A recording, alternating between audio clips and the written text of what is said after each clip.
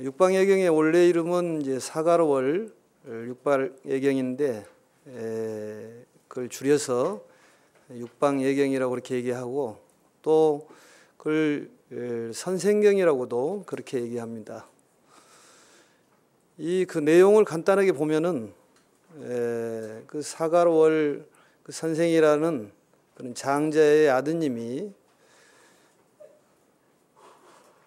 그 공원에 나와가지고 목욕을 하고 목욕을 마치고 나서 그 물기가 마르지도 않은 상태에서 육방으로 예경하는 그러한 모습을 보고 부처님께서 육방 예경에 대한 그러한 의미에 대해서 가르치는 그러한 내용이 서려져 있는 그런 가르침이 육방 예경의 그런 가르침입니다. 특히 육방 예경에서 보면은 어떤 부모의 도리라든지 또 자식의 도리, 또 남편과 아내의 도리, 또 스승과 제자의 도리라든지 어떤 고용주라든지 밑에 이르신 분들의 도리가 있는데 그러한 도리들은 요즘 시대에 윤리 도덕이 상실되어 있는 그런 상황에서 굉장히 중요한 어떤 가르침이 될 걸로 생각합니다. 또한 육방예경은 특히 제가자들을 위한 부처님의 생활 규범에 대한 가르침이기 때문에 우리에게 현실적으로 가장 필요하고 또 그러한 내용들을 쉽게 부처님께서 선생을 통해 가지고 우리에게 가르침을 주신 그러한 경전입니다. 또 오늘 이제 육방예경 중에서 특히 이제 여자분들이 좋아하는 그러한 방위가 있는데 지금 여기서 얘기하는 것은 동방과 남방과 서방 또 북방, 상방, 하방이 있는데 우리 보살님들이 가장 좋아하는 방 뭔 방입니까? 뭔 방이라고 소리가 너무 적어서 안 들립니다. 서방이요. 근데 왜 우리 노고사님이 제일 큰 소리로 서방이라고 그렇게 얘기를 하시네 보니까. 근데 현실적으로 가정이라는 것은 굉장히 어떤 우리 살아가는데 기초가 되는 것이 가정이라고 생각이 듭니다. 그렇게 봤을 때 어떤 부부의 도리라는 것은 정말로 중요한 그러한 것이 아닐까 그런 생각이 들고 또 거기에 현실적으로 맞도록 적절하게 그게 이제 적절할지 적절하지 않을지는 여러분들께 판단해야 되겠습니다만 스님은 이제 도심 포교를 하고 있다 보니까 여러 가지의 그런 사례들이 있습니다. 그 사례들을 가지고 또 쉽게 또 현실적으로 받을 수 있는 그러한 말씀을 해볼까 합니다. 우선 이제 이 순서지를 지금 나눠드렸는데 그 순서지를 보시면 우리가 그게 가운데를 한번 보실까요? 거기 보면은 남편의 도리 또 아내의 도리라고 그렇게 나와 있습니다. 보입니까? 네. 그걸 하나하나 좀 읽으면서 우리가 어떻게 남편의 도리를 해야 될 것이냐 또 아내의 도리를 어떻게 해야 될 것이냐 부처님은 또 선생에게 어떻게 그러한 얘기를 말씀하셨는지 또 거기서 덧붙여 가지고 우리 가정에서 어떠한 준칙을 정해 가지고 남편의 도리를 어떻게 할 것이냐 또 아내의 도리를 어떻게 할 것이냐 그게 가장 중요한 그런 내용이라고 생각이 들어서 그 동방, 남방, 서방, 북방 중에서 또 상하 방에서 우리들이 가장 필요한 것이 지금 현실적으로 어떤 부부의 도리가 아닐까 이런 생각에서 주제를 첫째 시간에 남편의 도리, 아내의 도리에 대해서 지금 얘기를 좀 하고자 합니다. 괜찮습니까? 네. 괜찮으면 박수 한번 쳐주세요. 엎드려서 절받기 식입니다만 아무튼 이러한 내용들을 좀 잘 적용을 하셔서 어떤 생활에 보탬이 되고 또 가정에 보탬이 된다면 가정이 화목하면은 또 사회가 화목하고 또 사회가 화목하면은 또 나라가 화목하고 또 나라가 또 화목하면은 또 우주적으로 모든 것이 또 화목을 할 수가 있습니다. 소통과 화합을 잘해야 되는데 어떤 가정의 화합을 어떻게 해봐야 될 것이냐. 또 나이가 드신 분들은 또 며느리나 또 아드님께 이러한 내용을 가르쳐서 실천할 수 있도록 이렇게 가르치시면 굉장히 도움이 되지 않을까 이런 생각을 해봅니다. 우선 이제 뭐 곧바로 이런 경전 내용을 보면은 남편의 도리라고 해서 거기에 보면 같이 한번 읽어볼까요? 남편은 아내를 사랑하되 5가지에 힘써야 한다. 출입할 때에 예절로서 대해야 한다. 위험을 지켜 다른 여자를 사랑하지 말아야 한다. 의식주 걱정이 없게 해야 한다. 때를 맞추어 장신구를 사줘야 한다. 집안 살림을 믿고 맡겨야 한다. 여기서 보살님들이 제일 마음에 든 내용이 있는데 이게 몇 번째 내용인가요? 4번째. 때를 맞추어 장신구를 사줘야 한다. 이런 금은 보석이라든지 목걸이, 반지 싫어하는 여자 있으면 나와보라 그런 얘기입니다. 굉장히 좋은 말이죠 이게. 그리고 이제 실질적으로 마음에 든다고 생각하시면 집에다기를 써놓고 날마다 남편과 같이 독송을 하시면 더 효과적이지 않을까 이런 생각을 해봅니다. 여기에 이제 구체적으로 보면은 남편은 아내를 사랑하되 이랬습니다. 사랑하되 5가지에 힘써야 한다. 힘써란 얘기는 노력을 해라 그런 얘기죠. 맨 처음부터 잘하는 사람은 없습니다. 노력을 해야 되겠죠. 우리가 기도를 해보다 하더라도 맨 처음부터 이 기도가 잘 되는 것은 아닙니다. 5분, 10분 하다 보면은 거기에 대한 기도에 힘이 붙어요. 그게. 기운이 붙은다 그 말이죠. 그래서 하다 보면 5분, 10분, 또 20분, 30분 하다 보면 1시간도 할 수가 있고 또 2시간도 할 수가 있는데 그러한 것은 노력을 해야 된다는 얘기입니다. 불교식으로 얘기하면 노력을 뭐라고 그럽니까? 정진이라고 그럽니다. 정진. 노보살님이 아주 잘하시네요. 용맹정진. 정진을 함으로써 우리가 그러한 힘이 얻어질 수 있다는 것인데 남편은 아내를 사랑하되 그쪽으로 노력을 해야 된다는 얘기인데 첫 번째 부처님께서 얘기하시기를 뭐라고 얘기하셨냐면 출입할 때에 예절로서 뭐라고요? 대해야 한다. 예절로서 대해야 한다 그런 얘기입니다. 그러니까 남편이 아내를 대할 때 아내가 뭐 밖에서 돌아온다든지 또 밖을 나간다든지 했을 때 예절을 갖춰야 한다 그런 얘기예요. 스님이 항상 얘기하기를 부부싸움을 할 때는 한복을 입고 싸우라고 얘기를 하는데 그것은 그만큼 위위를 갖췄을 때 싸움이 크게 이루어지지 않는다. 서로 노력을 해야 한다는 얘기죠 그게.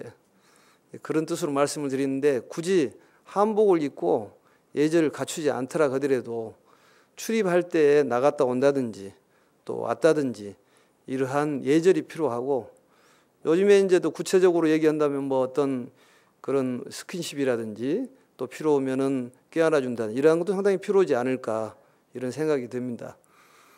이제 여러분들께서는 그러한 것에 대한 것을 이제 구체적으로 스님이 구체적인 예를 들지 않더라도 본인들이 잘 맞도록 그걸 적용을 잘 해보시면 도움이 될 것 같습니다.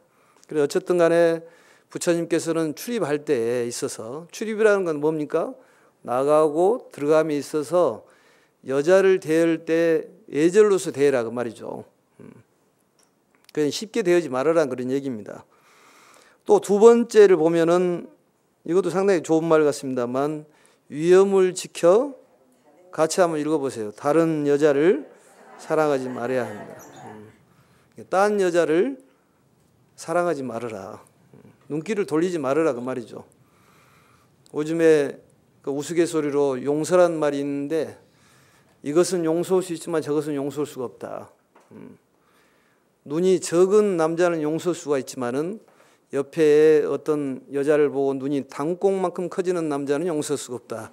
이런 얘기가 있듯이 용서에 대한 것이 우리는 조건적인 용서입니다. 뭐 예를 들어서 머리가 없는 남자는 용서할 수가 있지만은 머릿속에 들지 않는 남자는 용서할 수가 없다든지 또 밥을 많이 먹은 남자는 용서할 수가 있지만은 반찬 투정을 하는 사람은 입을 꼬매버려야 된다. 이런 얘기가 있죠. 그건 용서할 수가 없다. 그런 얘기입니다. 그러나 부처님께서도 얘기하시기를 다른 여자를 사랑하지 말아라. 그게 두 번째 가르침이고, 세 번째는 뭐라고 나왔냐면 같이 한번 읽어볼까요?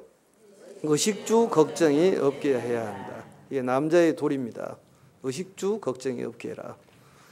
그러니까 입고 먹고 사는데 걱정이 없도록 해라. 그렇지만 또 이제 이것은 남자의 도리입니다만 그걸 좋아할 것이 아니라 조금 있으면 여자의 도리가 나옵니다. 아내의 도리가 나오니까 거기에 대해서 너무 기쁘게 생각할 것도 없고 좋게 생각할 것도 없습니다. 서로 관계를 지어서 살아가는 것이 인간의 어떤 살아가는 것이고, 또 부부 관계가 바로 관계입니다. 부부 관계도 또 소통과 화합이겠죠. 그래서 그에 대한 말씀이기 때문에 한쪽만 일방적으로 얘기한 것이 아니라 두 쪽 다 얘기하시는 거예요. 그리고 부처님께서 얘기하시기를 가장 큰 지혜는 무분별 지혜입니다. 분별하지 않는 것이 지혜예요. 거래에 대한 분별하지 않고, 어떤 미추, 아름답고 추한 것에 분별하지 않고, 또 진태에 대한 분별, 나가고 물러서는 것, 또 다과에 대한 분별, 많고 적음에 대한 분별이라든지 유무에 대한 분별, 있다 없다에 대한 분별을 하지 않는 것이 가장 큰 지혜요. 그게 바로 대지혜라고 말씀하는 것입니다. 그래서 이러한 것이 한쪽에 치우치지 않고 두 쪽 다를 잘 이렇게 맞춰가지고 부처님께는 얘기하셨다고 말이죠. 그렇기 때문에 너무 지금 미리 기쁘게 생각하지 마시라는 그런 뜻으로 말씀드린 것입니다. 그래서 의식주 걱정이 없게 해라. 남자의 그게 도리단 얘기입니다. 어떤 먹고 사는 거에 대해서 또 입고 자는 거에 대해서 여자를 걱정이 없게 해야 되는 것이다. 그게 부처님 말씀이에요. 뭐 억지로는 잘 안 되겠습니다만 거기에 대한 노력이 필요하다 그 말이죠. 힘쓰라고 그랬거든요. 그게 뭐 타고난 것도 있겠습니다만 부처님께 얘기하시기를 그쪽으로 노력을 해라. 노력하는 것이 안 되는 건 어찌 할 수가 없지만 노력을 해라. 항상 힘을 써라. 그런 얘기입니다. 또 더 나아가서는 두 부부가 힘을 합쳐가지고 어떤 일이 남자가 잘 안 되면 또 여자가 나설 수도 있습니다. 그렇지만 부처님께서는 이 남편은 집안을 잘 가꾸어 나가되 의식주 걱정이 없게 해라. 부처님의 가르침입니다. 그 다음에 이제 우리가 보살님들이 제일 좋아하는 내용이 이제 네 번째 나와 있는 내용인데, 그래서 한번 읽어볼까요, 같이? 때를 맞추어 장신구를 사주어라. 장신구라는 것이 뭡니까? 장신구가 뭐예요, 그게? 잘 알면서도 얘기를 안 하시네요, 보니까. 뭐 반지라든지 목걸이라든지, 그렇죠? 장신구를 사주라 그 말이죠. 스님이 더 여기서 하나 지금 해온 것이 뭐냐면은 한번 따라서 해볼까요? 결혼 기념일. 생일은 반드시 기억하고, 말로만 축하한다 하지 말고, 반드시 선물로 표현해라. 가로 열고, 선물 싫어한 여자 있으면 나와버려 해라. 가로 닫고. 이게 이제 그 내용하고 비슷한 내용입니다. 그러니까 의식주 걱정이 없게 해야 되겠지만은 장신구를 사주란 얘기는, 때를 맞춰 장신구 사주란 얘기는 결혼 기념이라든지 생일이라든지 또 각자의 어떤 때가 있을 거라고 생각합니다. 때가 있다는 소리죠.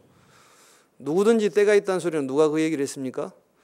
목욕탕 주인이 얘기했겠지만은 그 얘기가 아니라 어느 때를 잡아서 그 때를 맞춰가지고 필요한 만큼, 그 사람이 필요한 만큼 그걸 해달라는 얘기입니다. 그러니까 어떤 생일날이라든지 또 결혼 기념일이라든지 그러한 것을 구체적으로 써도 굉장히 도움이 될 거라고 생각합니다. 집에다 그러한 걸 구체적으로 써놓는 거예요. 그걸 이제 준칙이라고 얘기를 하는데 집안에 어떤 규칙을 정해놓은 거예요. 어떤 남자가 해야 될 규칙, 또 여자가 해야 될 규칙을 정해놓고 매일 실천한다면 굉장히 도움이 되지 않을까, 그런 생각이 듭니다. 그걸 좀 메모를 했다가 집에 가 좀 써서 좀 붙여놓고 좀 얘기 좀 해주세요. 뭐라고 얘기한다고요? 결혼 기념일이라든지 생일이라든지 이럴 때 때를 맞춰 장신구를 사줘라. 나는 그 보살님도 지혜가 있는 보살님인데 이 생일날 이제 그걸 요즘에는 여자분들이 자랑을 한다면서 내일 모레 생일이니까 그렇게 알고 있어라. 모르고 넘어가면 서운하니까 미리 얘기하는 것도 괜찮은 생각이라고 생각이 듭니다. 그래서 내일이 생일이니까 그렇게 알고 생일 선물해 주라는 얘기죠, 결국은. 그 남자가 생각을 하고 있다가 이제 내일이 됐습니다. 그런데 이제 직장에 가가지고 직장 그런 직원들하고 이제 회식 자리가 있었는데 본인은 항상 그 생각을 한 거죠. 그래서 생일날 뭐 선물 하나 사가야 되겠다 생각을 했는데 화장품을 하나 사가야 되겠다. 그 생각을 하고 이게 술을 한 잔 먹다 보니까 그걸 이제 시간이 흐르다 보니까 또 본인이 술값을 또 쓰게 됐어요. 돈이 10,000원뿐이 안 남더라 그런 얘기예요. 그래서 이것을 어떻게 화장품을 사볼까 생각을 하고 길가에서 그 판매하는 거 있지 않습니까? 그 날짜 넘는 그러한 화장품들. 그래서 어찌할 수 없어서 그걸 10,000원 주고 화장품을 콜드크림을 샀답니다. 그래가지고 집에 와서 선물로 준 거예요. 그러면 여자들이 그걸 모를까요? 여수같이 잘합니다. 금방 아는 거죠. 그런데 그 부인은 지혜가 있는 부인이라 그래가지고 그 남자가 볼 때마다 우리 남편이 사줬다고 찍어서 발랐답니다. 그것을. 또 다른 사람이 오면 자랑을 하고 또 시어머니가 오면 자랑을 하고 또 친구들 오면 자랑을 하면서 남편이 사줬다고 찍어 발랐어요. 그걸 잘 들어야 됩니다. 그걸 찍어서 발랐더니 다 바르고 나니까 남자가 얼마나 미안하겠어요. 그게. 그래서 말을 하지를 않고 그냥 찍어만 바르는 거예요. 그게. 우리 남편이 사준 거라고. 날짜는 얘기하지 않고 그냥 남편이 사줬다고 자랑을 하니까 다 부러울 것 아니겠습니까? 실질적으로 날짜가 넘은 건데 남자가 너무 미안한 거예요. 그래서 어떤 화장품인가는 모르겠습니다만 그 후에 150만 원어치를 화장품을 사왔다라는 거예요. 그게. 그냥 거기에서 여자가 꼬라지를 내고 거기에서 즉설로 얘기를 했으면 그저 150만 원 화장품이 오겠습니까? 안 오겠습니까? 안 오겠죠. 그게. 그걸 잘 귀담아 드려야 된다니까. 그게. 바로 얘기를 하는 것보다도 지혜 있는 여자는 그렇다고 말이죠. 그러니까 남자가 주는 모든 선물은 감사하게 받아들이고 좋은 것이든 나쁜 것이든 간에 감사하면은 더 좋은 감사가 나옵니다. 여러분들 많은 그런 큰 스님께 법문을 많이 들으셨겠지만 그런 얘기 많이 하지 않습니까? 항상 감사해라. 또 감사하면은 한 개에 감사하면 두 개가 생기고 또 두 개에 감사하면 네 개가 생기고 또 네 개에 감사하면 계속 이게 더블로 생기잖아요. 이게. 그러니까 남자가 거기에 대한 어떤 장신구를 사주더라도 그에 대해 감사해라 그런 얘기입니다. 남자의 도리는 도리지만 또 여자의 도리는 도리다 그런 얘기입니다. 덧붙여서 말씀을 드렸습니다만 생각을 한번 잘 해보시면 좋을 것 같습니다. 그 다음에 이제 그 5번째 부처님 말씀이 뭐라고 나온가요? 같이 한번 읽어볼까요? 집안 살림을 믿고 맡겨라. 이것도 참 좋은 말입니다. 집안 살림을 어쩌라고요? 믿고 맡겨라. 굉장히 좋은 말이죠. 또 이런 말도 있어요. 그게. 한번 따라서 한번 해볼까요? 돈은 벌어서 아내에게 맡기고 타다 써라. 얼마나 좋은 말입니까? 그 다음에 가로 열고 돈을 버는 것은 기술이고 쓰는 것은 예술이다. 가로 닫고. 그러니까 그 얘기는 무슨 얘기냐면 여자들이 예술을 하겠다는 거예요. 그게. 돈을 벌어가지고 여자한테 맡겨라는 얘기죠. 버는 것은 기술이니까 기술적으로 좀 해보고 여자들은 예술적으로 해보겠다는 얘기죠. 요즘에 기술보다 예술을 더 쳐주지 않습니까? 그렇지 않습니까? 예술을 하고 싶습니까? 기술을 하고 싶습니까? 우리 거사님들이 기분이 좀 안 좋으신가요? 이 얘기는 잘 살아보자는 얘기입니다. 서로 어떤 상이 상관 관계가 있기 때문에 이 부부 인연이라는 것은 500생의 인연을 갖고 태어났기 때문에 그만큼 그 부부 인연이 깊다는 거예요. 이게.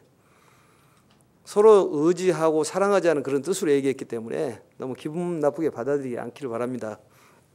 그래서 부처님이 얘기하시기를 모든 살림을 집안 살림을 믿고 맡겨라 그런 얘기죠. 부인에게 믿고 맡기라는 얘기입니다. 그 다음에 또 이제 덧붙여서 얘기해 본다면 아내에게 화를 내지 말아라는 얘기도 우리 현실적으로 필요한 얘기라고 생각이 듭니다. 한번 따라서 해볼까요? 아내에게 화를 내지 마라. 아내에게 화를 내지 마라. 또 아내에게 항상 친절하자. 아내에게 항상 이것도 참 좋은 말이죠. 항상 친절하게 대하자 그 말이죠. 친절하기가 참 힘듭니다. 그게. 옆집에 있는 김보살한테는 친절하는데 내한테는 친절하지가 않아요. 그게. 예? 그러니까 그런 얘기를 자주 하지 않습니까? 우리 남편이 다른 사람이 봤을 때 너무 사람이 호인이고 좋더라. 근데 집에 들어오면 또 그것이 아니야. 그 얘기를 많이 합니까? 여기서 웃는 사람 보면은 내 집 얘기를 스님 얘기하시고 있구나. 그 생각을 하고 있는 거죠, 지금. 그렇죠? 그러니까 남편들이 다른 사람에게 친절할 것이 아니라 아내에게 더 친절해보자 그런 얘기죠. 부인들도 마찬가지입니다. 부인들이 요즘에 밖에 나갈 때 립스틱을 짙게 바르고 다니는데 누구를 위해서 립스틱을 짙게 바르냐 그 말이죠. 옆집에 영식이 아빠를 위해서 립스틱을 짙게 발라야 됩니까? 남편을 위해서 꾸미고 자꾸 장식이라는 얘기도 있습니다.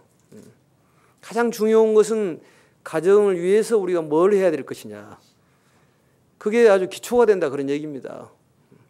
모든 종교가 사입이냐 아니냐 이건 판가름한 것은 가정을 살리는 그러한 종교냐, 가정을 우선적으로 얘기하는 종교냐, 가정을 내버려야 되는 종교냐, 그걸 놓고 사입이다 아니다 이걸 판가름하는 것입니다. 부처님의 가르침은 그게 무슨 가르침입니까? 가정을 버리라는 가르침입니까? 아니면 가정을 살려라는 가르침입니까? 가정을 살려라는 가르침이에요. 그렇기 때문에 훌륭한 가르침이다 그런 얘기입니다. 가정이 우선 살아야 된다 그런 얘기죠. 그렇기 때문에 항상 부인에게 좀 친절해 보려고 노력을 해야 된다는 얘기죠. 그게 잘 안 됩니다. 사실은. 친절하려고 노력해보고 화를 내지 않으려고 애를 써보고 또 결혼 기념일 생일날 챙겨가지고 선물 주는 것도 역시 뭐예요? 가정을 화목하게 꾸려나가기 위한 방편이다 그런 얘기입니다. 선물을 가져다주고 화를 안 내는 것은 그것은 방법이에요. 그에 대한 최종 목적은 뭐예요? 가정이 화목하기 위한 그러한 목적이다 그런 얘기입니다. 또 부처님께서도 화를 내지 말라는 얘기도 많이 나옵니다. 또 이런 얘기도 있어요. 한번 따라서 합시다. 부인의 나쁜 점보다 좋은 점을 얘기한다. 그게 또 어려워요. 그게. 3개월까지는 그게 잘 안 이루어진답니다. 그게 잘 보이지도 않고 그러지만 3개월이 넘으면은 나쁜 점이 보인다는 거예요. 그게. 가능한 한 좋은 점을 보고 나쁜 점을 보지 말자 그런 얘기예요. 뭐 나쁜 점을 본다고 해서 어떤 부부가 화목하고 잘 살 수 있는 건 아니지 않습니까? 좋은 점을 봐야지 화목할 수가 있는 것이지. 한번 또 따라서 합시다. 아내에게 폭력을 하지 말자. 이것도 대단히 중요한 현실적인 문제입니다. 요즘 조사를 해보니까 남편의 폭력이 집안의 한 60%가 넘어요. 그게. 맞는 아내가 그만큼 많다는 얘기예요.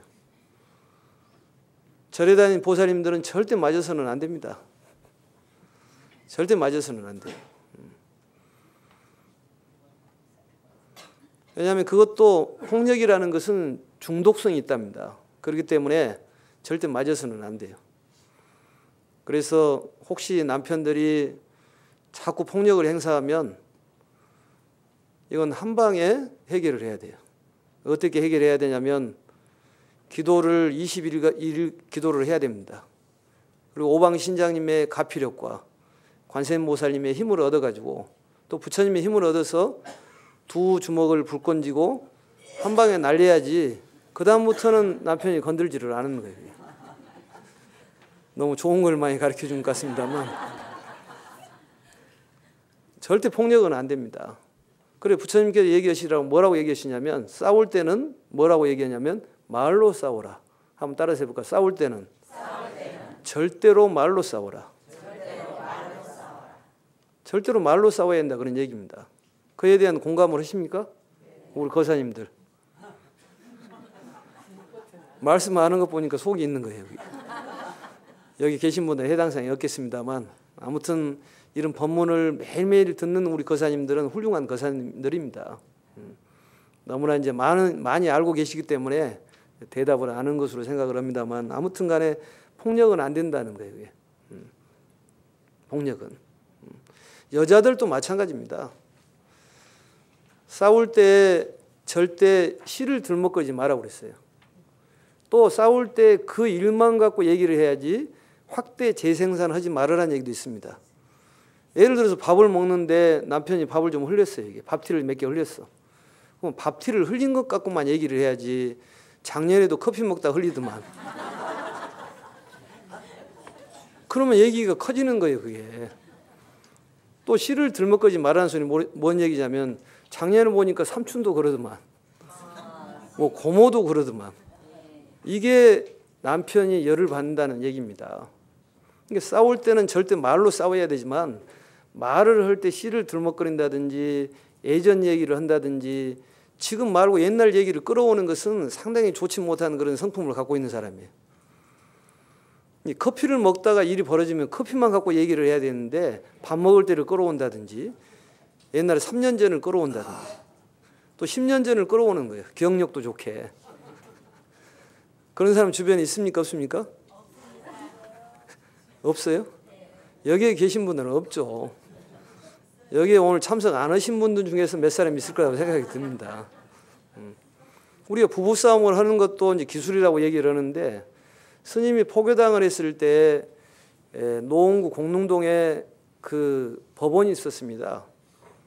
4층에 조그마한 그런 법당이 있었는데 거기에 보면은 이제 이혼 도장을 찍고 와가지고 거기서 맨 싸우는 거예요. 이게.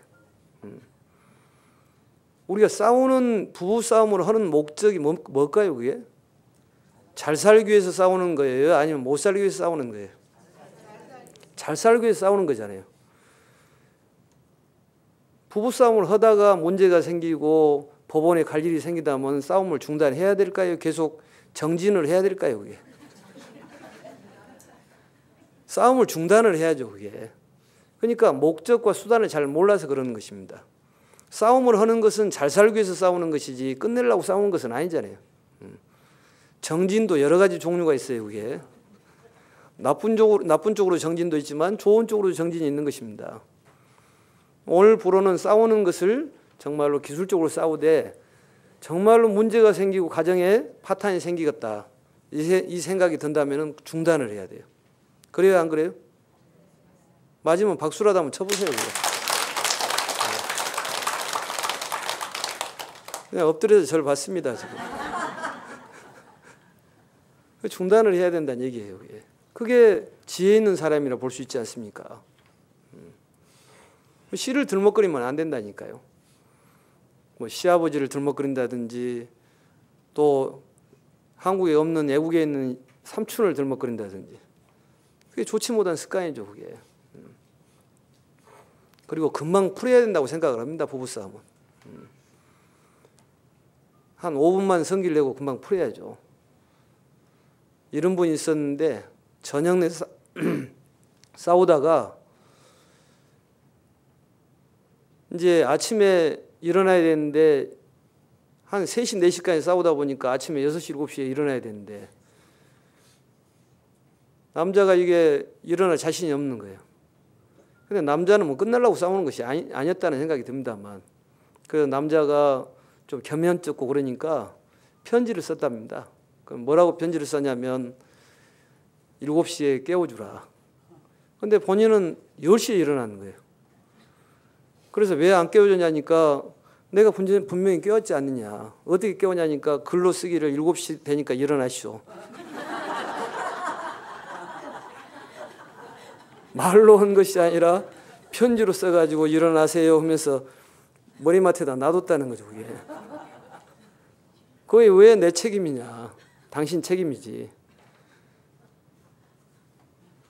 그게 맞는 얘기인지 틀린 얘기인지 모르겠습니다만 그랬다는 거예요. 그게. 어쨌든 부부는 화합을 해야 됩니다. 서로 의지하고 또 양보하고 제일 중요한 것은 이해예요. 뭐라고요? 이해하는 거예요. 절에 가 있어 보면은 그 부부 관계가 옷마침 못 오신 분들이 오셔가지고 그런 얘기를 해요. 또 뭐 사주궁합이 어쩌냐 얘기를 하는데 요즘 사주궁합을 보지 않고 시집 장가간 사람이 얼마나 됩니까? 다 보고 갑니다. 그렇지만 우리나라의 이혼율이 44%라는 거예요. 그게. 또 이런 질문을 하지 않습니까? 지금 남편하고 다음 생에 만난다면 살겠습니까? 그러니까 95%가 NO, 가로 열고 내가 미쳤냐 가로 닫고. 오늘 가로 열고 가로 닫고를 많이 합니다만 그 현실적인 거예요. 그게. 근데 남자들은 요즘에 그 33%가 다음에 태어나더라도 지금 부인하고 같이 살겠다. 또 가로 열고 가로 닫고 해야죠. 그게. 가로 열고 길들이기 힘드니까 가로 닫고. 그만큼 서로 이게 안 맞다는 거죠. 그게. 그게 안 맞기 때문에 맞춰 살아가는 거예요. 깊은 인연이 있기 때문에 서로 맞춰서 사는 것이지 어찌 맞는 사람이 얼마나 되겠습니까? 그래요, 그러네요. 맞춰 사는 거죠. 맞춰 사는 방법은 서로 사랑하고 이해하는 방법뿐이 없습니다. 사주궁합이 아무리 잘 맞다 그러더라도 사랑과 이해가 없으면 어려워요. 어렵습니다. 그게 안 맞다 그러더라도 사랑하고 이해하면 맞는 거예요. 그게. 그러니까 이해를 해야 된다. 양보하고 이해하고 또 배려하는 거예요. 뭐를 한다고요? 배려하는 거다니까. 누가 그럽다 배려하라고 하니까 너무 배려하다가 배려버렸다. 그런 얘기하는데 배려하고 양보해라는 얘기예요. 사랑하고 이해하고 양보해라는 얘기입니다. 나머지는 필요가 없는 얘기예요. 궁합도 필요 없는 얘기입니다. 그냥 사랑하고 이해하는 거예요. 공식을 가르쳐 주더라고 보니까. 이 부부 화합이 잘 안 되는 이유는 뭐냐? 서로 오해한다는 거예요. 그러면 오해를 이해로 바꾸는 방법은 근본 번뇌를 뭐라고 얘기냐면 탐진치라고 그럽니다. 뭐라고 그래요? 탐진치. 이건 많이 들었죠? 탐진치 3독이라고 그러는데 5 빼기 탐진치 3독을 하면은 5 빼기 3은 뭡니까? 2가 되죠. 오해를 하는 것을 이해로 바꾸려면 본인의 탐진치 3독을 빼면 된다는 거예요. 공식이 그렇게 되어 있습니다. 부처님께서 여기에 육방 예경에서 얘기하기를 말씀하시기를 탐진치 3독 그게 나옵니다. 그걸 버려라.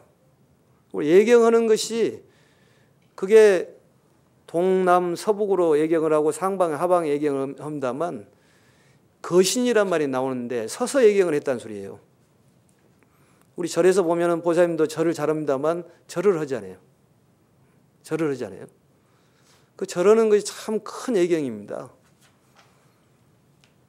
절을 할 때에 그런 어떤 몸으로 절을 하는 것이 아니라 마음을 같이 절을 해야 되는 거예요. 우리가 보시 중에서도 제보시가 있고 또 뭔보시가 있는가요? 법보시가 있잖아요. 육법공양이라는 것도 있습니다. 우리가 초를 올리고 향을 올리는데 초만 올리는 것은 그건 제보시예요. 초를 올리면서 마음으로 어떻게 생각해야 되냐. 이 초처럼 내 몸을 태워서 세상을 밝히겠습니다.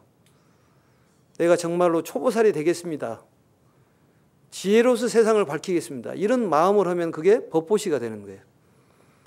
부처님께 얘기하시기를 그 선생에게 얘기하는 것은 뭐냐면 바로 법보시에 대한 가르침을 주는 거예요. 우리가 절을 할 때 그런 운동하기 위해서 절을 하는 것이 아닙니다. 운동도 중요하지만 그 마음으로 절을 하는 거예요. 가장 훌륭한 공양법은 정성이에요. 뭔 성이요? 정성이에요. 그리고 스님 얘기하기를 정성이 잘 안 이루어진 보살님은 불명을 지어줄 때 정성이라고 지어준단다. 전부 정성이라고 지어버려야 돼. 그러한 것에 대한 말씀이에요. 그냥 몸을 들고 절을 하니까 그게 아니다. 선생아, 그 절을 할 때는 마음으로 절을 해야 된다. 절을 하는 방법도 여러 가지가 있잖아요. 일자 일배 절도 있고 또 일자 삼배도 있고, 한자를 쓰고 3번 절한다든지 한자를 쓰고 한 번 절하면 일자 일배 일자 삼배라고 그러는 거예요. 또 우리가 오체 투지에 대해서 얘기하지 않습니까? 몸에 5군데가 닿은 절을 해요. 그렇지만 그의 5군데지만 그것도 역시 마찬가지로 동남서북으로 절을 하고 또 마음으로 절을 하고, 우리가 예경하는 것에 대한 생각을 해보자 그 말이죠. 또 스님이 안건을 내기를 이런 안건을 냈습니다. 아침에 부부들이 일어나면, 그러한 걸 포교당에서도 해봤습니다. 부부끼리 맞절을 3번을 하자. 그리고 말을 하기를 뭐라고 얘기하냐면, 당신이 나중에 부처가 되실 분이니까 나는 존경합니다. 한번 따라서 할까? 당신은 부처가 되실 분이니까 존경합니다.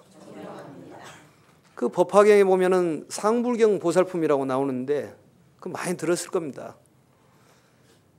그 상불경 보살이 그렇게 얘기를 하고 다니는 거예요. 당신은 부처가 되실 분이니까 내가 존경합니다. 그러면 절을 하는 거예요. 근데 막상 그 부부끼리 절하는 것을 아침에 일어나면 삼배를 하는 거예요. 한복을 입고 양복을 입고. 앞으로 이제 7주 동안에 걸쳐가지고 한복 얘기가 많이 나올 겁니다, 스님이. 애들하고 얘기할 때 절대 건성건성 얘기하지 말아라.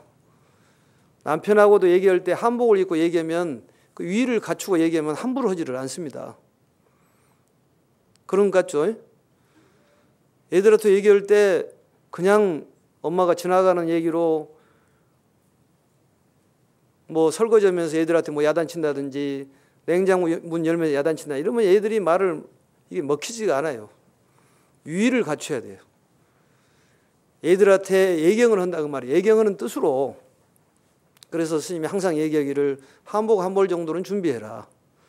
스님이 한복집에 협찬 나온 것은 아니지만 위를 갖추고 남편한테 얘기한다든지 애들한테 얘기하고 시어머니한테 얘기하면 함부로 얘기하지를 않는다니까요. 그래서 이러한 육방 예경의 뜻은 정말로 간결하지만 깊고 깊습니다. 앞으로 어떤 부모의 도리라든지, 오늘은 어떤 남편의 도리를 얘기했습니다만 다음 시간에는 아내의 도리에서 얘기할 예정입니다. 사실은 아내의 도리까지 얘기할 생각을 했는데 또 이게 거사님이 잘생기고 또 보사님이 잘생기기 때문에 얘기하다 보니까 얘기가 길어지다 보니까 남편의 도리로 이제 끝나는 것 같습니다. 다음 시간에는 이제 아내의 도리에 대해서 얘기할 생각입니다. 그래서 이 부부의 어떤 삶을 어떻게 잘 이끌어 가봐야 될 것인가, 그걸 이제 깊이 생각을 하시고, 또 요즘 시대가 어떤 이 소통과 화합이기 때문에 어떻게 부부끼리 소통과 화합을 해볼 것이냐, 냉전을 떠나서 화합을 해볼 것이냐, 이 생각을 해야 됩니다. 그것도 기술적이라는 거예요. 한 가지 재미있는 얘기로 얘기해 보면 마지막으로 부부끼리 그러한 원칙을 좀 정했답니다. 근데 그것만 얘기하고 좀 끝내겠습니다만, 그래가지고 부부끼리 어떤 약속을 했냐면, 규칙은 약속이니까 남자가 화가 나면 선글라스를 쓰고 다니기로 했대요. 이게 또 여자가 화가 나면 또 선글라스를 쓰고 다니기로. 그래서 선글라스를 2개를 준비를 했다네요. 이게. 그래서 남자가 화가 나면 선글라스를 쓰고 다니는 거예요. 시커먼 선글라스를. 낮에나 밤에나. 그러면 여자가 이게 달래주는 거예요. 미안하다. 오늘 뭐 어떻게 내가 좀 안마나 좀 해줄 거냐. 그러면서 이렇게 잘 넘어갔어요. 이게. 또 여자가 화가 나면은 선글라스를 쓰고 다니는 거예요.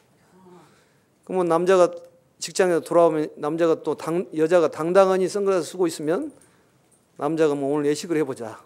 달래주는 거예요. 이게. 그래서 상당히 좋은 방법 같죠? 어떤 무언의 표시를 해주는 것이니까. 또 선글라스 얘기하니까 또 선글라스 오늘 당장에 또 사러 갈 거라고 생각이 듭니다만, 그런데요, 어느 날 여자가 생각하기를 내가 남자한테 위로를 좀 잘 받아야 겠다 생각을 하고 정말로 당당한 선글라스를 쓰고 있었어요. 이게. 그런데 또 그런데요, 남자가 또 이제 본인이 직장에서 굉장히 이게 그 스트레스 받는 일이 있어가지고 여자에게 위로를 받기 위해서 선글라스를 딱 쓰고 집에 나타났다 그 말이죠. 뭐 여자도 위로를 받고 싶고 남자로 위로를 받고 싶은 그런 상황에 처했다 그 말이에요. 그럴 때 어떻게 해야 되냐 그 말이에요. 어떻게 하면 좋을까요? 그게 아주 절대절명한 막막한 그런 상황. 그런 상황에 딱 부딪힌 걸 뭐라고 얘기하냐면 그걸 화두라고 그래요. 그게 화두예요. 그게. 오늘 스님이 큰 화두를 한번 주겠습니다. 남자가 선글라스를 쓰고 오고 여자가 또 시커먼 선글라스 쓰고 왔을 때 어떻게 해야 될까? 다음 주 목요일 날 숙제를 내줄 테니까 거기 와가지고 그때 오셔서 그걸 얘기를 해주시기 바랍니다.